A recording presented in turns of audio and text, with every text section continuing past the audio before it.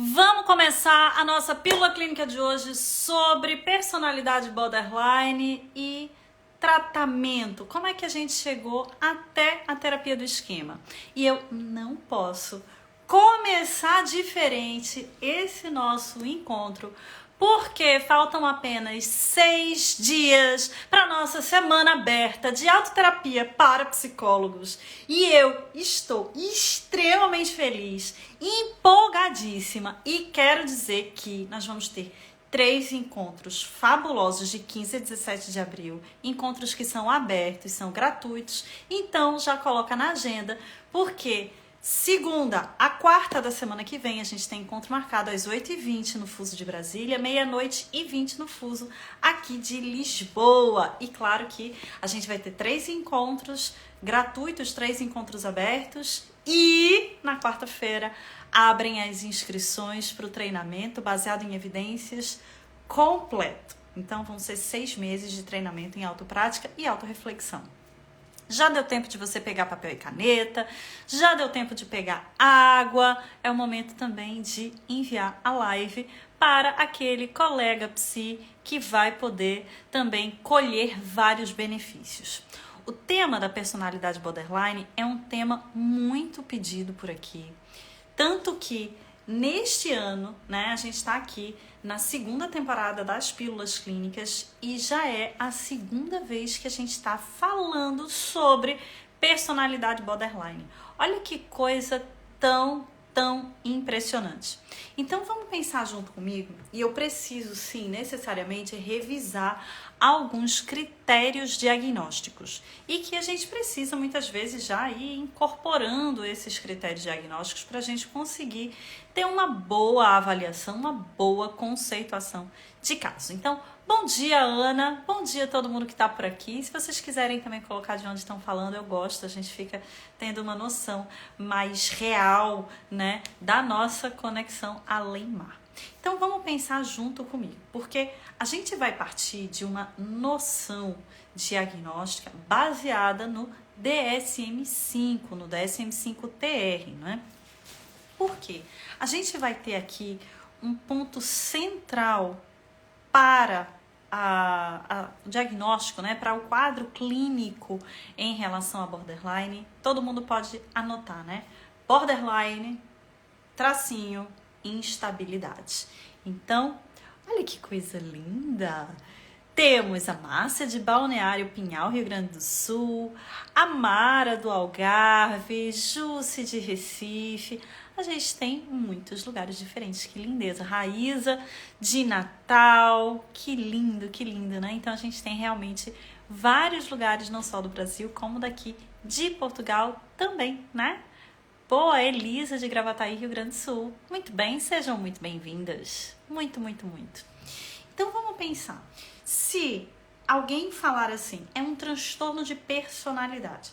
O primeiro ponto que a gente precisa ter noção é que um transtorno de personalidade diz respeito a um padrão de funcionamento, ou seja, de pensamento, é emocional, é cognitivo, é comportamental, né? Pensamento é cognitivo, é comportamental e é relacional, certo? Além de ser esse padrão que envolve todas essas dimensões, pensamento, ou seja, cognitivo, é relacional, é emocional, é comportamental, é um padrão estável ao longo do tempo, ao longo da vida, ou seja, começa no final da adolescência e perdura durante toda a vida adulta. É um padrão, então, estável ao longo da vida, que se inicia no final da adolescência, e é um padrão difuso, ou seja, é um padrão de funcionamento que vai aparecer em diferentes contextos, diferentes ambientes. E, obviamente, que desvia acentuadamente da cultura que o paciente foi formado. Ou seja, quando a gente tem imigrantes, né? Ou seja, pessoas do estrangeiro em determinado país, isso precisa ser levado em consideração, os aspectos culturais. Portanto, essa é a noção geral de transtornos de personalidade de acordo com o DSM-5-TR. Um padrão de funcionamento cognitivo, emocional, comportamental e relacional que inicia ao final da adolescência, perdura durante toda a vida, é estável ao longo do tempo, difuso e que desvia acentuadamente dos padrões da cultura. Perfeito. Então, quando a gente vai então especificar personalidade borderline, uma palavra que precisa acender imediatamente dentro da cabeça de toda psicóloga, de todo psicólogo, é a palavra instabilidade. A Bru já colocou aqui, borderline, instabilidade.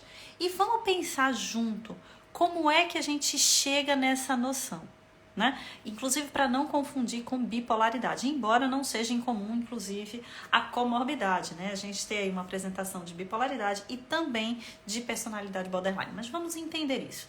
Então, o que mais caracteriza um funcionamento de personalidade borderline é a instabilidade. E aí o que a gente vai ter são vários critérios no início e que a gente vai perceber, então, um funcionamento que tem uma reação muitas vezes desproporcional à possibilidade real ou imaginária de abandono, de rejeição. A instabilidade também em nível da própria identidade. A pessoa muitas vezes ela não consegue perceber bem quem ela é, o que ela gosta, né? Inclusive variando muito a forma como a pessoa se percebe, ou seja, a autoimagem também é muito afetada de acordo com os seus próprios relacionamentos, né? Então varia muito do ambiente que a pessoa está. Quase como se fosse aquela pessoa meio que parece meio camaleão. Onde ela tá, parece que ela vai aí se reorganizando de acordo com o contexto e ela mesma não consegue perceber quem ela é. Um sentimento de vazio constante, aquele vazio existencial, uma questão de angústia mesmo, como a gente fala, não é? Impulsividade em alguma dessas áreas, ou pode ser muitas vezes um sexo desprotegido, ou compras, ou abuso de substância, ou inclusive em nível da própria alimentação. Então a gente tem um quadro que é muito grave, tanto que, ao mesmo tempo, o nível de sofrimento é tão grande que muitas vezes são pacientes que têm um comportamento autodestrutivo, com automutilação, ou até mesmo muitas tentativas de suicídio. Então note que a população borderline, ela tem 10% a mais de chance de tentativas de suicídio do que a população de modo geral. De 10 a 25% mais chances de tentativa de suicídio. Então a gente precisa ficar muito atento. São pacientes graves e que a gente precisa realmente ter uma boa preparação, ter disponibilidade. Inclusive para às vezes fazer mais de um atendimento semanal, na verdade de prática mesmo, de praxe, a gente atende mais de uma vez na semana, porque são pacientes que inspiram muito cuidado. E aqui eu preciso fazer de cara uma primeira diferenciação, né? E aí a gente vai chamar de diagnóstico diferencial. Por quê? Borderline, né, um transtorno de personalidade, não pode ser confundido com bipolaridade, um transtorno de humor. Pensa comigo.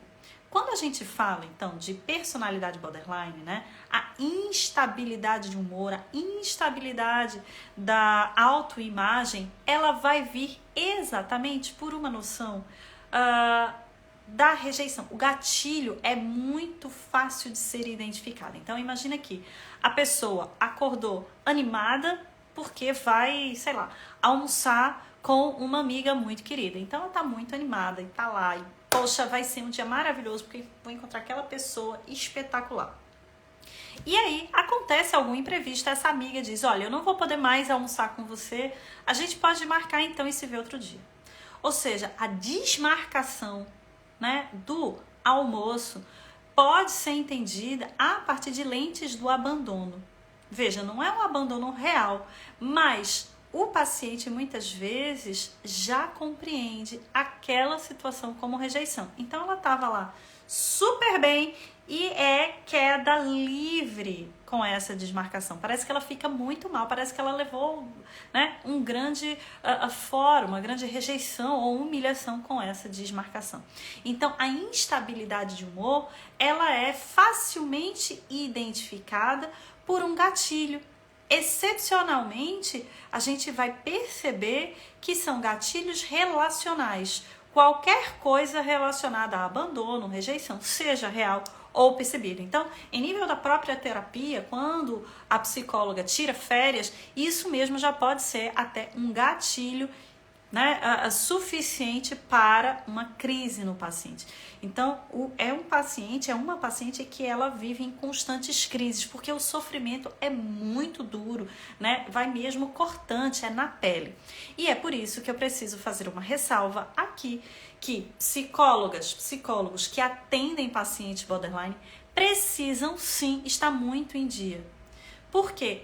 Como? O que mais caracteriza uma paciente em dia com a própria terapia, né? Com o treinamento, espero vocês lá de 15 a 17 de abril, segunda-feira que vem, para a nossa semana de autoterapia para psis, e vai fazer essa ponte sobre os esquemas do terapeuta e a prática profissional. Por quê? Imagina que você está num atendimento com um paciente borderline e eventualmente você olha o relógio. Controle normal do tempo de qualquer outra sessão. Isso pode ser, esse gesto razoavelmente simples, pode ser um gatilho brutal para o paciente. Por quê? Ele já vem de uma série de situações tão difíceis que essa olhadela no relógio pode gatilhá-lo em nível de... Então, eu estou sendo um peso para você, de uma reação muito forte. Uma reação que muitas vezes é inesperada pela outra pessoa. E se você, terapeuta, não consegue manejar a raiva, a explosão do paciente, você vai acabar caindo na armadilha ou de tutelar, ou de ficar com raiva do paciente, ou de não conseguir mais atender, enfim, acionar o seu próprio esquema de fracasso. Então, atender pacientes borderlines, de fato, tem a ver com uma preparação especial para a psicóloga, para o psicólogo.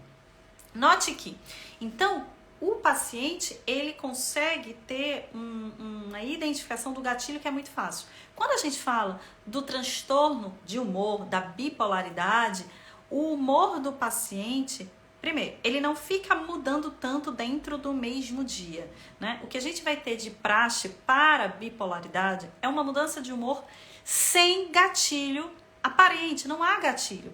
Por quê? A gente tem na bipolaridade uma base que é de fato no humor, então é o humor que muda e não aconteceu nada, não foi uma desmarcação de um almoço, não foi porque a pessoa teve um aumento no salário que ficou em mania, né? E mais ainda, não só não há gatilhos evidentes, como também a gente vai perceber um episódio delimitado no tempo. Então a pessoa diz, eu passei não sei quantos dias, não sei quantas semanas com o humor elevado e passei não sei quantos dias, não sei quantas semanas com o humor rebaixado. Ou seja, com aceleração do psiquismo, taquipsiquismo ou uma lentidão, né, do psiquismo, ou seja, bradipsiquismo. Note aqui.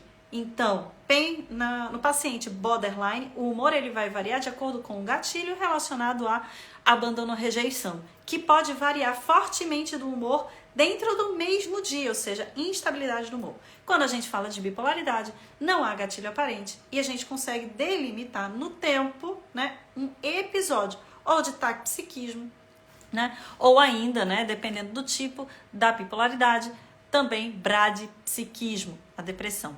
Combinado assim, a gente já fez então uma diferença aqui bem importante. Mas vamos pensar aqui junto comigo, e agora é a cereja do bolo. Por quê? O primeiro livro que a gente tem, em nível das terapias cognitivas para personalidade borderline, porque até então era só um tratamento a partir da psicanálise, né? A gente tem na década de 80 este livro aqui. Printeiras de plantão, chegamos à cereja do bolo, eu adoro essa parte. Foi este livro aqui, certo? Que é, obviamente, né, do próprio Beck e colaboradores, né, o Davis e o Freeman, que é a terapia cognitiva dos transtornos de personalidade. Esse livro é espetacular. Foi o primeiro livro em nível das terapias cognitivas que a gente tem, então, aqui tratamentos para transtornos de personalidade. Foi um livro publicado na década de 80, a gente está na 3ª edição, consegue comprar agora e eu super recomendo. Mas qual é o ponto? A terapia cognitivo-comportamental para transtornos de personalidade já fez uma grande revolução na década de 80 do século passado. Então aqui a gente tem um livro super completo que também já foi atualizado. Mas o que a gente vai perceber em transtornos de personalidade, eu não estou falando só do transtorno de personalidade borderline, eu posso falar histriônico, eu posso falar antissocial, eu posso falar narcisista, eu posso falar de tantos outros, né? É que a grande questão é que pela TCC a gente tem uma taxa de abandono muito alta. Ou seja, o paciente ele não consegue permanecer na terapia. A taxa de desistência, né, do paciente é muito alta, vai variar até de 40% a 60%. É muito alta. Muito. E é aí que a gente tem, não é, o Jeffrey Young, que é o grande fundador da terapia do esquema. Ele foi treinado pelo Beck, né? Ele começou tendo uma prática baseada na TCC e ele começa a reparar uma coisa extremamente importante. Não só a alta taxa em nível de abandono, mas um dado que a gente tem inclusive, né, no DSM, que é a maior parte, preste atenção nisso que eu vou falar agora, a maior parte dos pacientes, das pacientes, a gente tem majoritariamente mulheres. Presta atenção no que eu vou dizer, porque isso é tão grave. A maior parte dessas pacientes passaram por uma experiência de abuso, seja abuso emocional, seja negligência, seja abuso sexual, dos 6 aos 12 anos. Todo mundo conseguiu acompanhar? Eu vou repetir. A maior parte das pacientes, né, e dos pacientes com personalidade borderline passou por abuso emocional, sexual ou negligência, especialmente entre os 6 e 12 anos. E aí o Jeffrey Young começou a perceber esse movimento, né? Os pacientes começavam a fazer TCC, ou não continuavam o tratamento, ou ainda tinham uma leve melhora e abandonavam, né? Não concluíam. E quando a gente está falando de transtorno de personalidade, a gente não está falando de uma terapia breve. Não dá para oferecer um bom tratamento em nível de transtorno de personalidade que acabe em 3 meses ou inclusive 1 ano. Quando a gente fala de transtorno de personalidade, a psicoterapia, ela dura, em média, de 2 a 3 anos. E entendendo, né, que depois desse período podem ter outras sessões, o processo pode retomar. Vanessa, é para a vida toda? Não necessariamente, mas entenda que é um tratamento a longo prazo. Por quê? Porque a gente está falando de personalidade. Eu estou falando do funcionamento daquela pessoa, eu estou falando da identidade dela. Então, não dá para ser um tratamento de 3 meses, como eventualmente se tem num protocolo de fobia. Eu estou falando de algo que é muito mais enraizado, eu estou falando de um sentimento de vazio, né, especialmente na personalidade borderline, que é duradouro, que é persistente. Eu estou falando de explosões de raiva, eu estou falando de crise, eu estou falando de tentativa de suicídio. Entende? Então, isso não é tratamento feito em 3 meses, de forma alguma. Então, note que não dá para ter uma leve melhora, vai embora e pronto. Não é assim que funciona.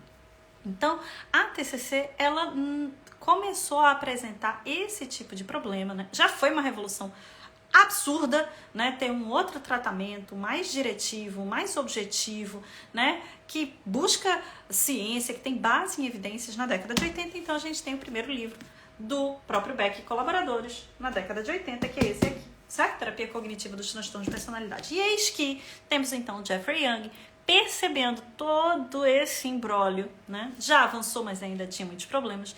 E ele começou a... Então, e se a gente tivesse uma terapia, uma abordagem baseada em evidências, preocupada com pesquisa, em resultado, e que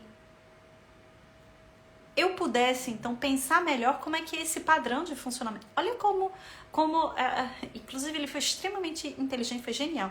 Como é que, então, se eu tenho pessoas, a maior parte delas, que passou por uma situação de abuso emocional, sexual, negligência, dos 6 aos 12 anos, especialmente 6 aos 12 anos, como é que eu consigo, então, pensar melhor um modelo clínico que atenda a essas pessoas? Porque o que mais vai ter como problema é a instabilidade. Esse senso de que a pessoa nunca vai contar com ninguém. E aí, a grande sacada do Jeffrey Young é que como é que a paciente pode ter uma reação de segurança quando uma pessoa oferece amor, oferece uma relação de segurança, se ela nunca teve isso. Então, o Jeffrey Young ele começa a perceber que as intervenções da TCC são espetaculares, mas faltava ainda alguns elementos para construir de uma maneira muito pragmática, ou seja, voltada para a prática clínica, uma noção de personalidade. É aí que o Jeffrey Young tem um dos primeiros livros, que é este aqui. Olha que coisa mais maravilhosa. Ele é pequenininho, espetacular, um dos primeiros, que é Terapia Cognitiva para Transtornos de Personalidade. Ele estava ainda integrando um pouco mais. Então, Terapia Cognitiva para Transtornos de Personalidade, uma abordagem focada no esquema. Porque qual é a ideia? Ele começou a perceber que tinha muito sentido, inclusive, a partir da teoria do apego, a noção de apego desorganizado ou vinculação desorganizada. O que isso significa dizer? Uma pessoa que teve, na sua infância, cuidadores, pai ou mãe ou outro familiar, que foi altamente abusivo, violento, essa pessoa ela começa a ter reações muito desorganizadas, explosivas também.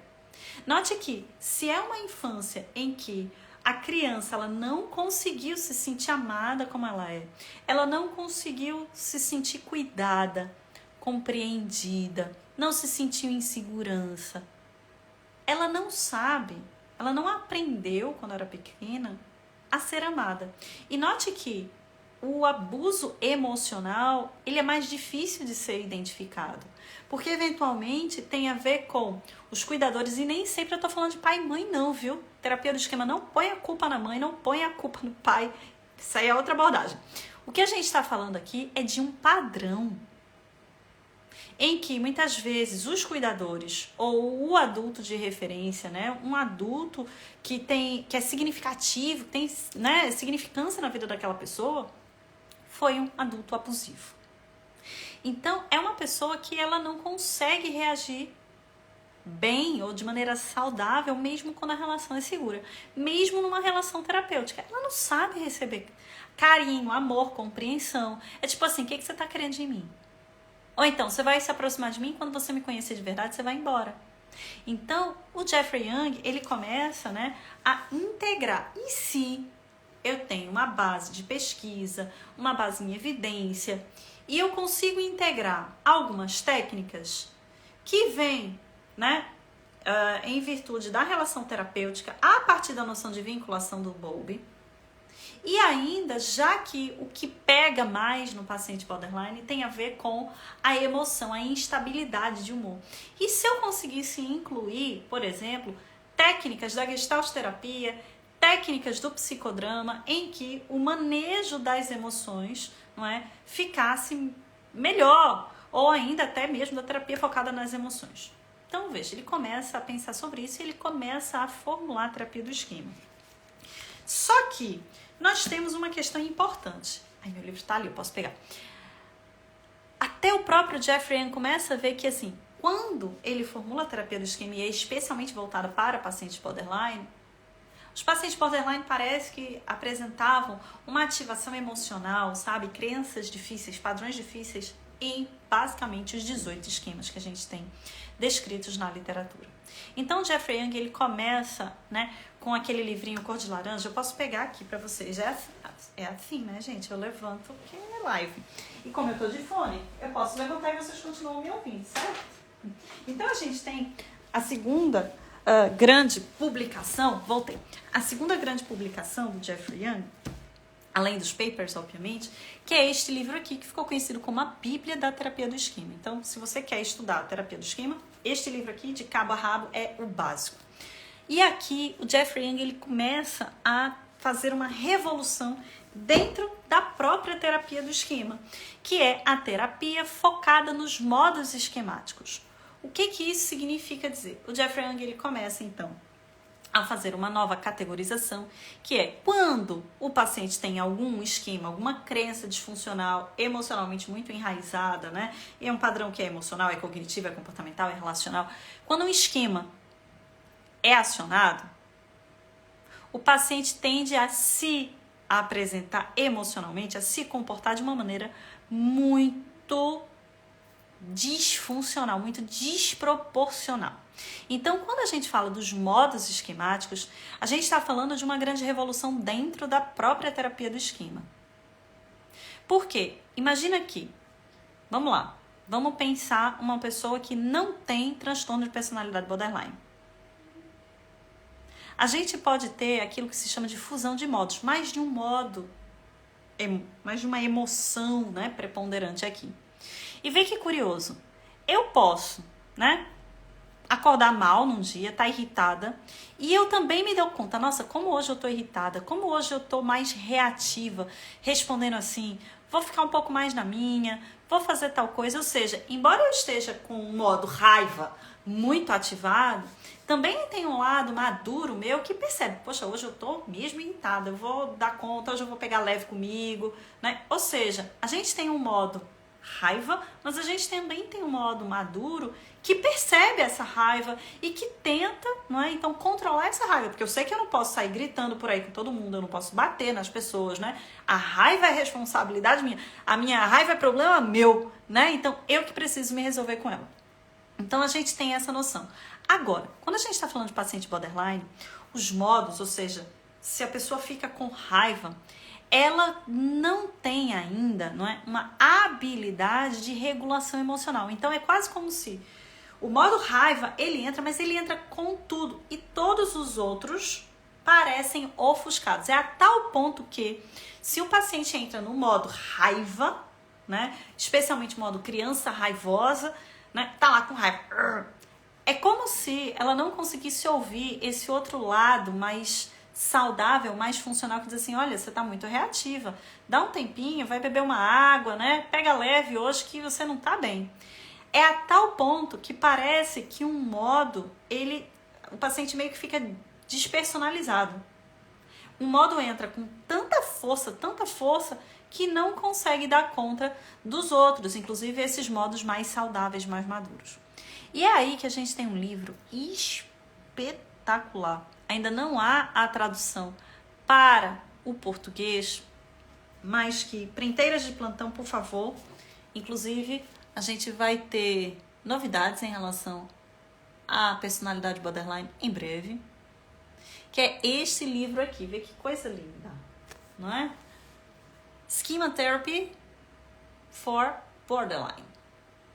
É maravilhoso. Então, a gente tem, né, este livro em inglês, que é muito especial, é maravilhoso, com diversas outras técnicas para pacientes graves. E aí, é claro, né, esse foi um livro escrito especialmente para o manejo de personalidade borderline, mas que a gente também pode colher muitos benefícios para pacientes mais graves, pacientes que eventualmente estão em crise, porque as técnicas são muito robustas, né? Então, a gente tem aqui um livro muito importante.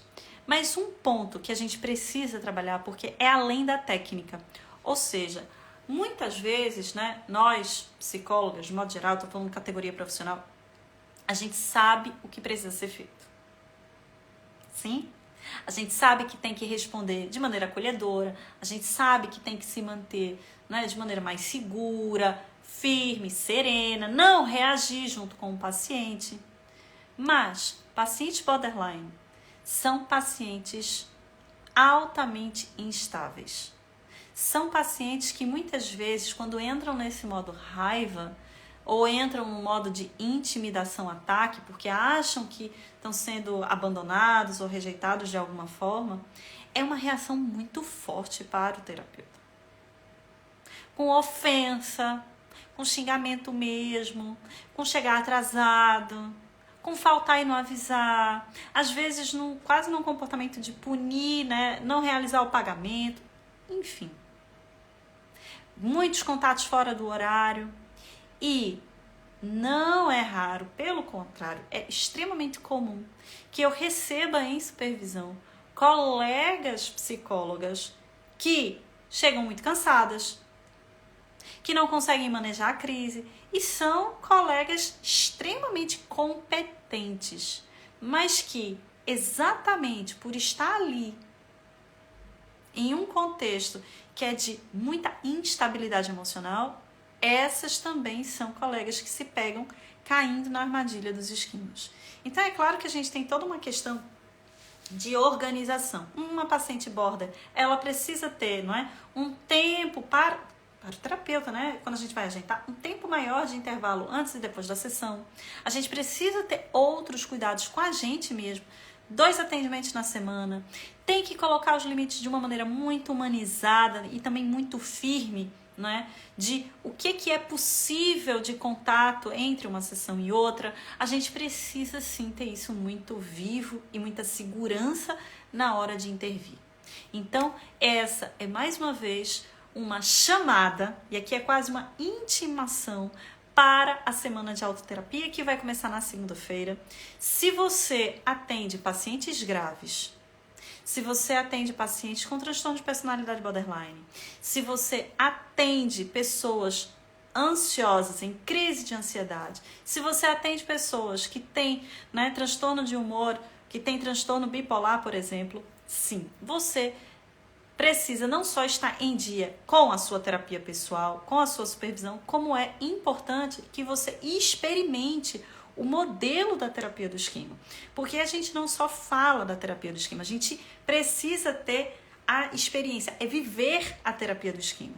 Então, os nossos encontros do dia 15 a 17 de agosto, olha, 15 a 17 de abril, que é segunda-feira que vem, a gente vai ter 3 encontros que são voltados exatamente para isso. A ideia é que um treinamento de autoprática e autorreflexão, a psicóloga, o psicólogo, ele vai experimentar técnicas específicas da própria terapia do esquema, vai perceber como na clínica, como na relação terapêutica, alguns esquemas que foram construídos lá atrás, ou seja, aquelas trilhas neuronais familiares frente a estresse, por exemplo, a uma situação ameaçadora, ela também acontece, ela também é percorrida, essa reação, né, esse esquema ele é ativado também na relação terapêutica. Então, a ideia é que um treinamento de autoprática inclui autoconhecimento e autorreflexão, ou seja, como é que os meus esquemas se ativam, que situações na relação terapêutica eles ficam ativados e, obviamente, que experimentando o modelo, né, de dentro para fora, a psicóloga experimentando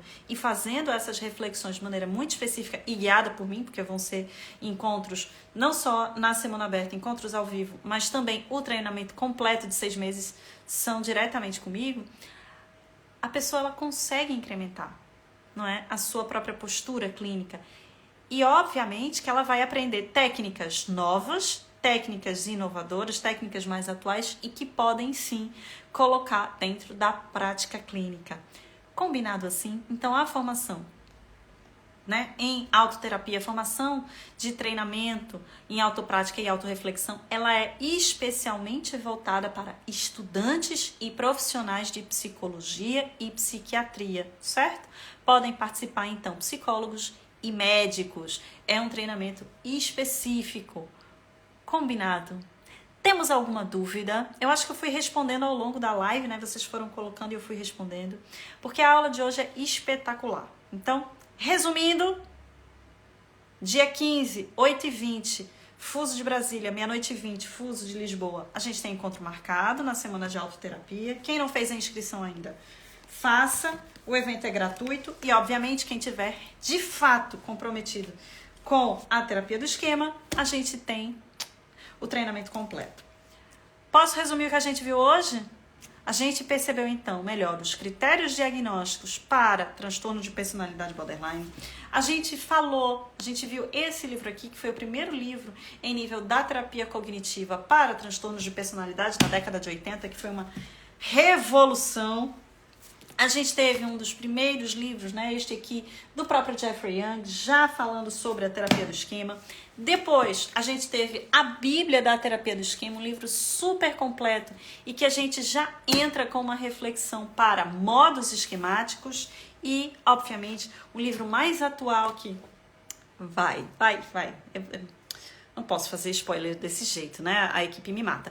Mas a gente tem também este livro aqui, né, que vai ter mais novidades pela frente, que já traz muitas atualizações. Então, espero vocês de 15 a 17 de abril. Eu também, Carla, já tô aqui esperando, ansiosa para segunda-feira chegar. Faltam 6 dias.